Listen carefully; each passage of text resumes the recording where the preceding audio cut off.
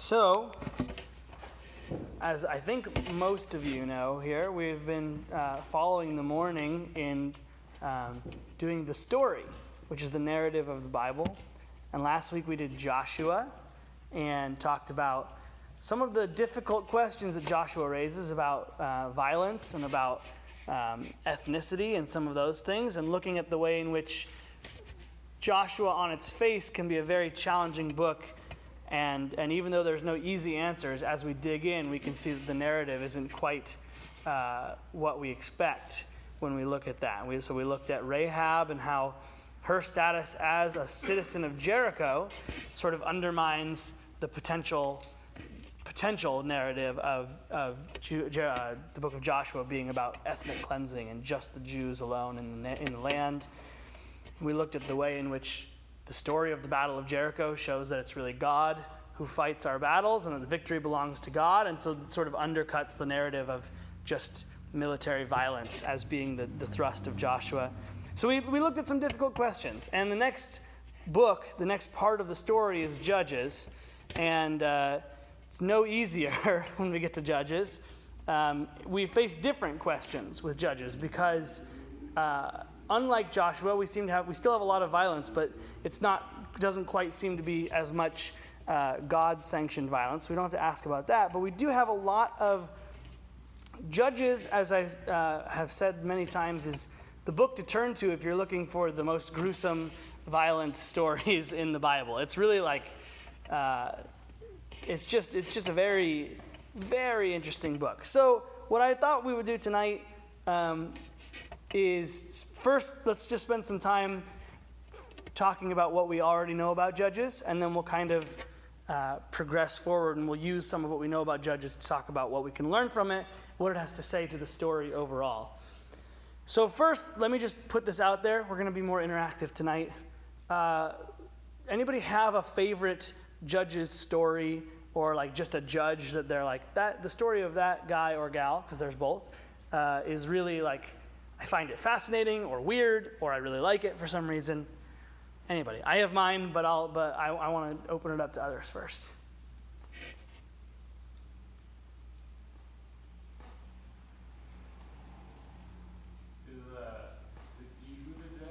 Yes, that's my favorite story. But no, go. I remember it from Kids Camp. Yeah.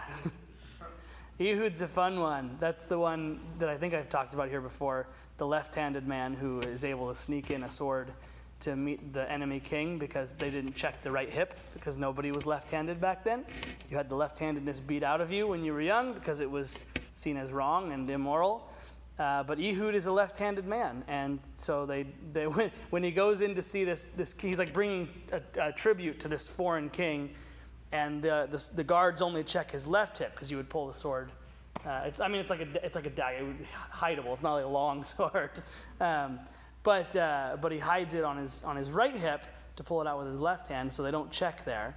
So he goes in to talk to the king and stabs him, and the king is a corpulent man. He's fat. And the sword goes all the way in up to the hilt and just gets surrounded by fat. It's super gross. And then he takes off and he tells the guards that, hey, the king's on the toilet, so don't check on him for a while. Like, it'll be fine. And then eventually the stench gets so bad that they go in there and they realize that he's dead. But Ehud has already made his escape. And it's a weird, weird story. Anything else? Any other Judges stories that we remember or know? Or just like, or anything. There's some famous ones, yeah? Gideon. Gideon's a good one. There's a couple of Gideon stories. Which one were you thinking of? I was thinking of the ones where the cloth is wetter and drier. Yeah. So Gideon, like a lot of heroes in the Bible, Gideon is a reluctant hero, and God calls to him and says, "I want you to lead an army," and he's like, I don't know that I want to do that. If it's really you, God, I'm going to put out this fleece, and I want you to make the fleece dry, but he's putting it on the grass. I want you to make the rest of the grass covered in dew, but the fleece to be completely dry. So God does that, and he's like, I still don't know. So how about this time, I want you to make the fleece wet and the rest of the grass dry. So God does that, and then he's finally like, okay, fine, I'll I'll do it. Oh, I just remembered. He finds him first hiding in a vat, right? He's Gideon, I believe, is hiding in like a wine press because he doesn't want to get put into service to fight. So, yeah, he's not the bravest of men to start with.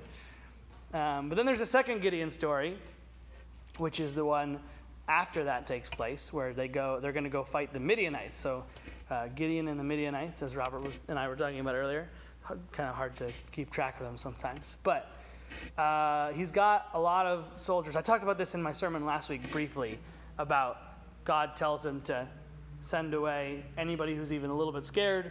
So like thousands of soldiers leave, and God's like, no, your army is still too big. I don't want your army to be able to take the credit. I need them to know that the battle was won because of me, not because of them. So he tells him to take them to the river and see how they drink. And the people who scoop the water with their hand and lap it like a dog, rather than those who get down on all fours and like dunk their head in the river, those are the ones to keep. There's only 300 of them who pick it up and lap it with their hands. He's like, those are the ones we're going to take. And then they go, and again, instead of fighting, they smash jars on the ground, and they light torches, and they all yell, and the Midianites get terrified, and they kill each other, and then they go off. Anything else? There's some really famous, there's one more like really, really famous judge. Deborah. That is not who I was thinking of, but that is a famous judge. Deborah, as we talked about with our Sunday school this morning, easily probably the most competent of the judges. She actually knows what she's doing, and she's in charge, and she tells her right-hand man, Barak, to go fight the enemy army, and he's like, I'll only do it if you come with me. And she's like, okay, but then you're not going to get any of the glory. It's all going to go to me, a woman, which should be shameful to you as a man back in those days in that culture. So they do, and they go and they fight, and Deborah and Barak win this battle, and then the enemy king runs away and goes to hide in this tent of a woman named Jael, and she's like, oh, here, have some more milk and lay down. And he's like, okay, that's fine. Stupid man. He lays down and he gets his head driven through with a tent pike. So, yeah, real pleasant ending to the king's life there. Okay, one more main judge. There's a lot of little judges, but one more main judge. Really famous one that we're forgetting. Samson. Samson and Delilah, right? The classic love tale of a giant brute who's an idiot and a woman who just wants to get rid of his strength so that she can have her Philistines kill him. And it's a tale as old as time. Yeah, Samson, probably the most famous of the judges, basically an unstoppable killing machine for the Jews. There's a story of him killing 1,000 Philistines with the jawbone of a donkey that he found. There's one where he catches a bunch of foxes and ties torches to their tails and sends them off into the fields of the Philistines and burns up all their crops. He fights a lion and rips it in half with his bare hands or something. Crazy stuff. But he falls for this girl, Delilah, and just really, as we, again, from our Sunday school this morning, it's even easy. It's simpler than 2 + 2 = 4. It's 1 = 1. Because she starts asking him, well, what's the secret of your strength? Which is his long hair. But he says, if you tie me up with a certain type of rope, that's my strength. So the next morning he wakes up and he's tied up with this rope, and he breaks it easily because that's not the secret of his strength. And then Delilah comes to him and says, hey, you lied to me. What's the real secret to your strength? And this goes on day after day until finally he tells her that it's his hair. So, of course, he's sleeping that night and his hair gets cut off and the Philistines capture him. Dude just never caught on that, every time he'd let out the secret, that thing would happen. Anyway, so he gets his eyes gouged out and captured by the Philistines. They take him in. They basically are they bring him out at parties to laugh at him and have them entertain him by being blind, I guess. I don't really know how he was entertaining them other than to laugh at his downfall. But he prays to God for a little bit of strength one last time, and because his hair has been growing back, he's able to bring down the pillars of this temple where he was at and kill a bunch of Philistines while he dies. So those are some of the famous judges. The overall story of Judges, though, is I think most of us know this, but I'll go back a second. The judges are not like law court judges, right? It's a word really for a ruler who's raised up for a short period of time to enact justice for the people of Israel.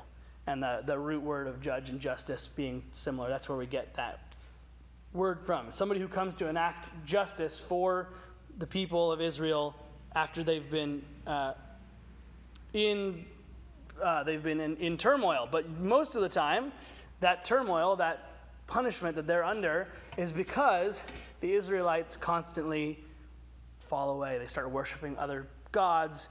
They start doing things that God doesn't like.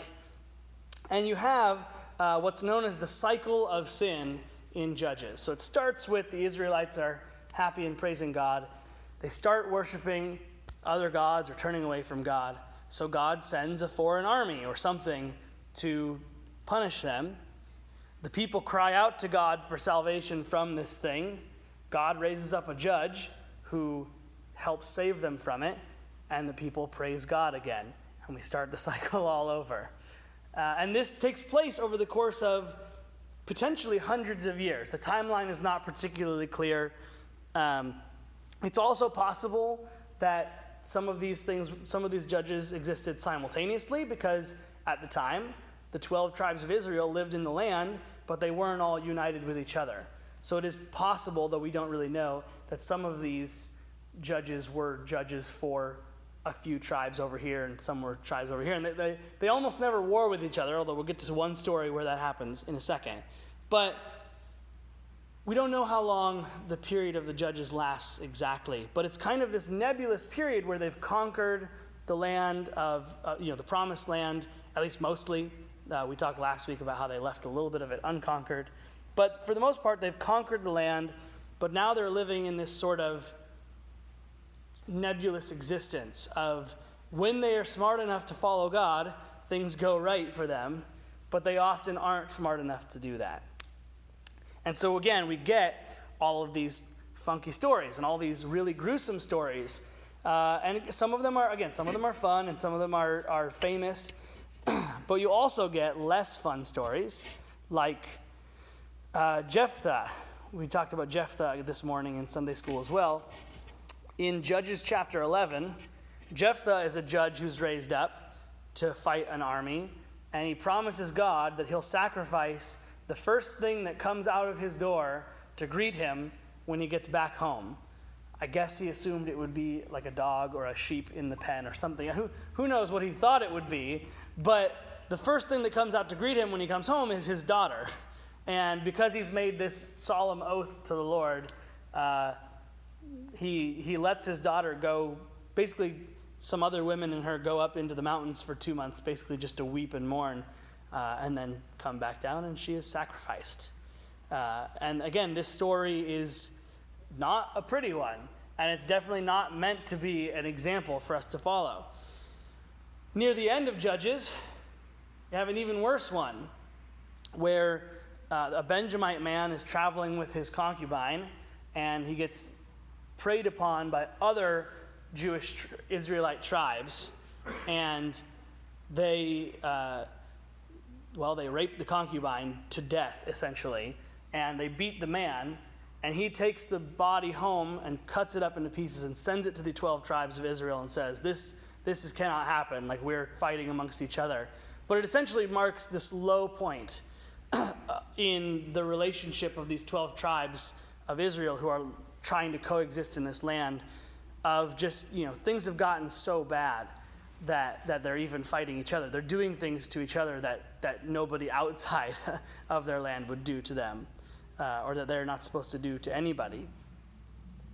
And you get, so Judges ends on this sentence. In those days there was no king in the land, and everyone did what was right in his or her own eyes. And that is one of the central messages of Judges, is living in such a way that there's no authority above you, that everybody does what seems right to them, doesn't work out in the long run. It winds up creating all this conflict, winds up creating all these terrible situations, these really horrible, gruesome things that are in this book.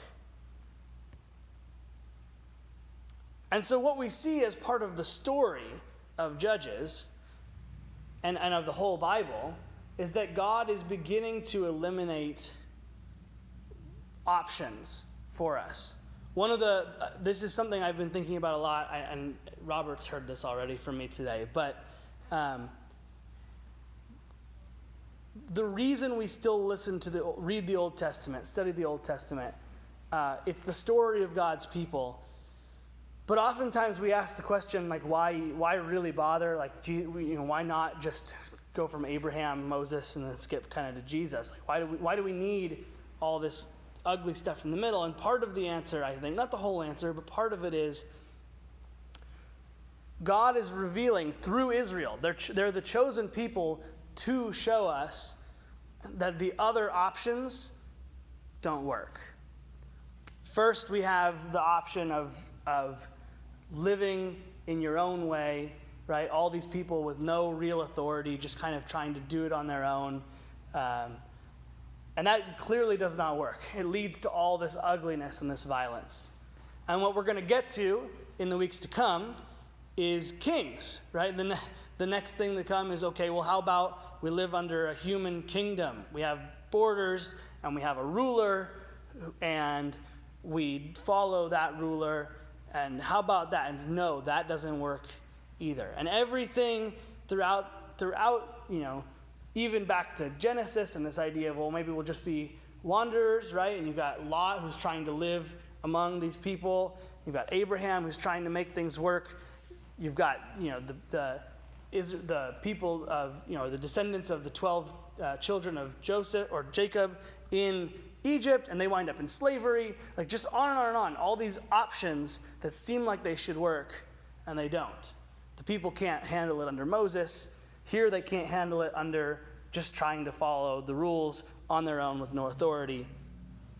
So part of the story, and part of what Judges does for the story, is to show us that this is not the way. But there are other lessons from Judges besides just that. The first and most important one is that God is willing and ready to forgive us. I mean, the cycle of the Judges, right? The cycle of sin in Judges would only have happened one time if the people couldn't, if God wasn't willing and ready to forgive. Because the second time God forgave them and they turned away again anyway, that might be it for a lot of us. But God continues to raise up a judge to rescue them and to forgive them and to try again with this model. And so we have this whole book of Judges, 20 chapters of just over and over again. Try and we fail, and God still brings up a judge anyway and delivers them. And the last lesson, of course, is that